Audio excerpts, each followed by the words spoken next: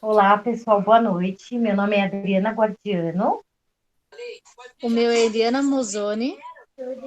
Eu sou a Fernanda Godinho. E eu sou a Mônica Cristina, e nosso grupo é formado por nós quatro, e nós vamos fazer uma discussão sobre formar leitores. Então, a nossa discussão vai ser baseada neste teste da nova escola, chamado Se a Escola Contribui para Formar Leitores Autônomos e Competentes. E eu vou apresentar por aqui, porque no site da nova escola já está com as respostas dos comentários. Então, aqui eu deixei só as alternativas. Tá. Caso número 1. Os espaços disponíveis estão tomados pela secretaria, pelas salas dos professores e pelas salas de aula, onde o acervo de livros deve ficar. Então, se os espaços da secretaria, das salas dos professores e das salas de aula, eles já estão todos ocupados e a escola tem um acervo de livros, tipo uma biblioteca particular, onde as crianças podem pegar livros e botar livros lá. Onde colocar esses livros? Em um armário na sala dos professores, onde os docentes têm mais controle sobre o que sai e o que entra, ou na sala de aula, onde os alunos podem escolher os títulos que querem levar para casa. Na sala de aula. Sim, na sala de aula, com certeza. Os alunos têm mais autonomia e liberdade para escolher o livro, que é o ambiente que o aluno faz parte, né? A sala de aula. Ao contrário, se fosse numa sala dos professores, que é acesso restrito aos professores. Então, acho que na sala de aula é o mais ideal. O lugar ideal que eles têm acesso ali são todos os dias, né? Porque se o objetivo é formar leitores críticos, o mínimo do mínimo é os alunos poderem decidir o que eles querem ler e o que eles não querem ler, para poder criar esse gosto, né? Descobrir o que eles Exatamente. gostam. Com certeza. Deixar diversos ali para a livre escolha deles, né? E não limitar a escolha deles. Vai, caso 2. O professor de física procurou textos informativos sobre um fenômeno no acervo da escola e não encontrou. Ou seja, professor de educação física, ele foi procurar um documento, uma notícia, uma reportagem, alguma coisa na biblioteca da escola e ele não encontrou. O que deve ser feito? Se não há nenhum texto que discuta o conteúdo estudado no acervo, gestores devem orientar o docente para se ater ao que está no livro didático e planejar outras atividades para ensinar o assunto. Ou seja, se ele não encontrou o que ele queria, ele ignora e foca no que tem no livro didático. Ou o coordenador pedagógico pode sugerir fontes de informação alternativa, como textos disponíveis gratuitamente na internet, e junto com o professor, planejar a aquisição de novas obras. Eu acho que ele tem que ter sempre uma segunda opção, Fernando, caso a primeira não dê certo. Acho que essa segunda opção pode surgir meio que de imediato, porque ele chega, ele não tem noção que aquilo que ele programou não vai poder acontecer, entendeu? Aí já tem que ter aquela segunda opção na mente. Eu acho. Sim, e sem falar que cada escola tem a sua realidade, né? É claro que quer que a gente, como professores, quer que tenha todos os materiais possíveis, tenha uma estrutura bacana, só que cada escola tem a sua realidade e suas dificuldades. Então, como a Mônica disse, tem que ter um plano B, sim, e a opção 2, né, a opção B das fontes, é uma boa alternativa, né? Uma adaptação e trabalhar dentro da realidade.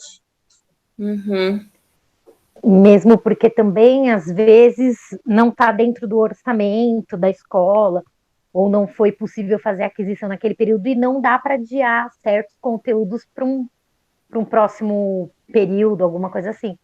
Então, a internet também facilita essa pesquisa, e que nem, como a gente leu no texto sugerido pela professora, fala sobre a utilização da internet também para estimular e incentivar a leitura. e conecta o aluno, às vezes, até mais rápido e desperta até mais o interesse, às vezes, por acessar e ler alguma coisa na internet para os jovens de hoje. Então, a minha opção também é ler.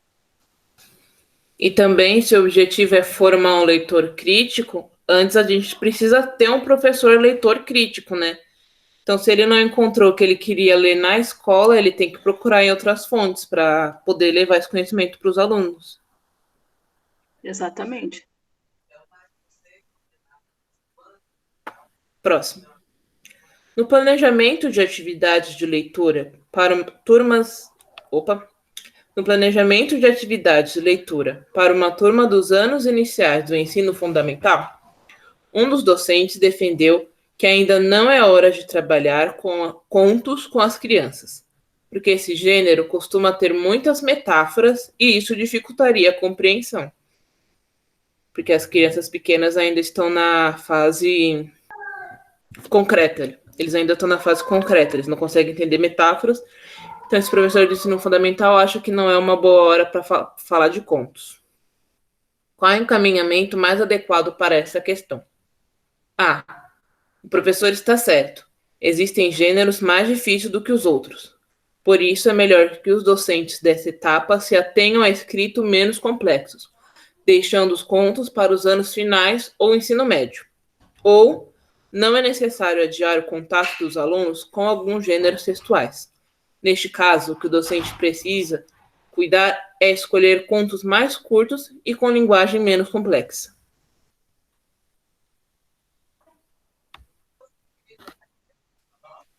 Eu acho que o que você falou último agora é o quê? É o plano B? É isso? É. Eu acho que esse, Fernanda, porque assim, por exemplo, mesmo que você pegue uma sala que a faixa etária seja igual, 7 anos, um exemplo, mas nem toda criança entende igual, entendeu? Uns é mais lento, outros é mais atrasado, entendeu o que eu estou querendo dizer? Sim, cada um tem seu ritmo de aprender. Isso. Então, acho que o professor deve focar em uma coisa que esteja bom para ambos, para todos. Uhum. Eu concordo com... Eu não sei dizer as palavras, mas eu acho que entendeu, né?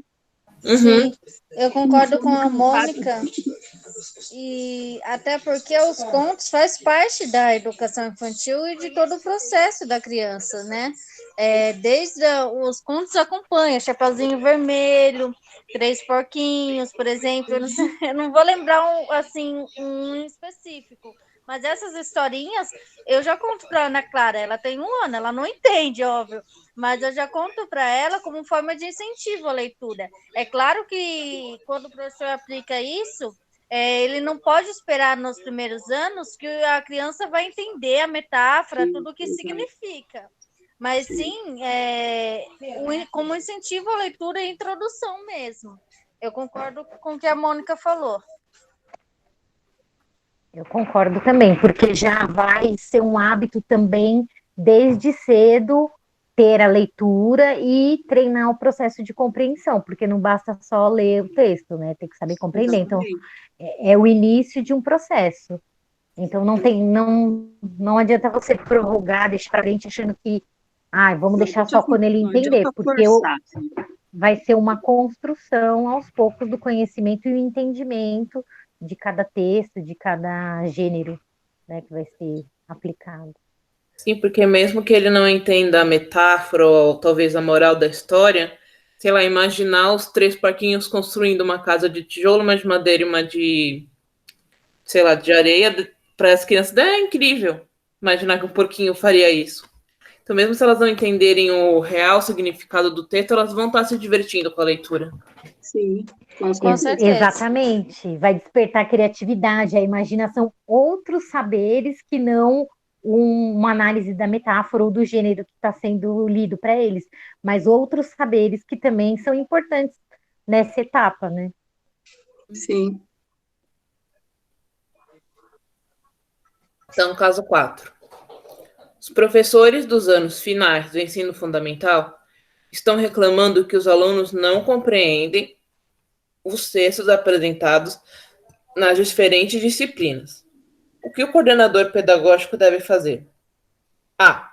Marcar uma reunião de formação e discutir a importância dos professores de cada área trabalhar com diversas fontes de informações sobre um assunto e apresentar a temática, os conceitos e vocabulários particulares do texto, ou seja, todas as disciplinas trabalharem com textos, ou pedir ao professor de língua portuguesa que trabalhem com textos, com mais textos, e ensine diferentes estratégias de leitura. Então, só o professor de português trabalhar com texto para que os alunos consigam ampliar esse conhecimento nas outras disciplinas. Então, mas aí, e se esse problema dos alunos não fosse só com a disciplina de português? Eu acho que uma reunião com os professores seria uma boa forma. Eu acho de estar, né, sei lá, desenrolando, procurando saber como que eles podem estar trabalhando junto para estar melhorando. Uhum. Porque você pega matérias como história, geografia, biologia, é muito texto que o aluno vai ter que ler. E jogar tudo isso nas mãos do professor, só do professor de português, além da matéria que ele já tem que dar, fica complicado. Eu acho que dividir esse trabalho, botar os outros professores para trabalhar um pouquinho, claro, não vai substituir uma aula de história por uma aula de gramática, mas ajudar nessa compreensão de textos, porque Com certeza. todas as aulas usam texto, até mesmo matemática usa texto. Então, Sim, com certeza. Até porque tem uma grande diferença entre leitura e interpretação. Muitas vezes o aluno ele entende a palavra, a escrita, mas não entende o seu significado. Daí a importância de um trabalho em conjunto, uma vez que não é um problema exclusivo de uma disciplina. então, considerando essa nossa discussão, vocês acham que nós estamos preparadas para formar alunos leitores ou não? Eu acredito que sim. Eu acredito que a gente tem que estar em constante formação, né? Que a formação é tanto para o educando quanto para nós, né? Então, a gente está preparado para iniciar o processo de formação de leitores, porém, nós, professores, também temos que caminhar junto no processo de aprendizagem, é uma troca. Nem sempre é só o professor que ensina, o aluno também ensina bastante para o professor. Nesse processo, os dois aprendem e trocam experiências. Como a gente já cansou de ouvir, o professor tanto ele ensina quanto ele aprende com o aluno, né? Às vezes é uma ideia, uma opinião, sugestão, isso tudo é tudo uma troca, é tudo um aprendizado. Eu acho que a gente está, sim, preparado. Eu acredito que a gente está num caminho certo e a gente tem essa intenção de formar leitores, porque, assim, eu acho que quando estava na escola, eu não tinha esse incentivo de leitura, eu tenho bastante dificuldade, assim, de interpretação, de leitura, e é uma coisa que toda a aula, todos os trabalhos que a gente faz em grupo, muita coisa eu vou aprendendo, e, assim, é um constante processo de evolução.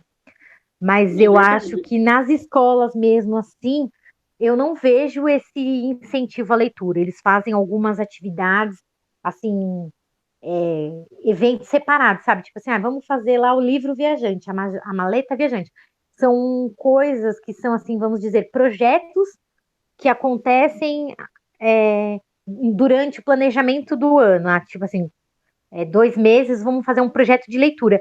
E eu acho que essa leitura tinha que ser um incentivo diário e constante em várias disciplinas para desenvolver no Brasil, no ensino, na educação geral. Eu falo assim, um incentivo de leitores. Porque o meu filho, por exemplo, ele está no fundamental e eu não sinto esse incentivo pelos professores aqui na prefeitura de Guarulhos, né?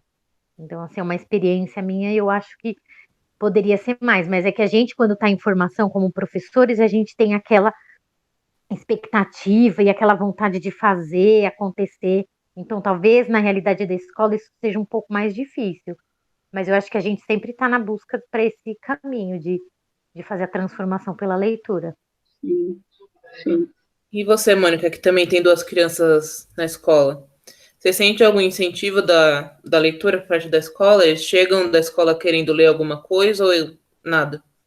Então, Fernanda, eu acho, eu que tenho os dois aqui, eu acho que varia muito de pessoa para pessoa, porque assim, a Lais, ela é muito interessada, sabe? Tudo ela quer ler, tudo ela quer aprender. Agora já o Vitor, então eu, assim, essa parte eu já não acho que é da escola, pelo menos o que eu vejo, eu acho que é mais do interesse deles, entendeu? Aqui é bem o oposto. Ela está sempre procurando. Ela, quer, Vitor? Ah, lá, está escutando aqui. Ela está sempre procurando alguma coisa, ela se interessa para saber. Ele lê, só que ela eu acho que é mais interessada. Sim, é uma coisa que tem que sempre Mas levar em será? conta também o interesse da criança. Se a criança Então, ela não gosta de ler, porque, ela não tem uma personalidade. porque às vezes é assim, a escola está ali, assim, a escola, os professores, eles estão fazendo a parte dele. Agora, também se o aluno, a criança, ela não está interessada, aí fica também um pouco difícil, né? Pai e mãe também não se interessa, não está ali. Tem uma coisa que eu sempre converso com os pais também. Cada criança ela aprende de um jeito. Tem criança que aprende Exatamente. lendo e escrevendo, tem criança que aprende ouvindo e falando, e tem criança que aprende fazendo na prática. Então, só que essa Uhum. criança ela não tem essa aptidão mais forte para ler e escrever, não adianta você empurrar 10 livros, 20 livros para ela, que ela vai continuar não Exatamente. gostando de ler e escrever. Uhum. Porque isso é Concordo, dela. concordo plenamente com vocês. E o incentivo da família também é muito importante.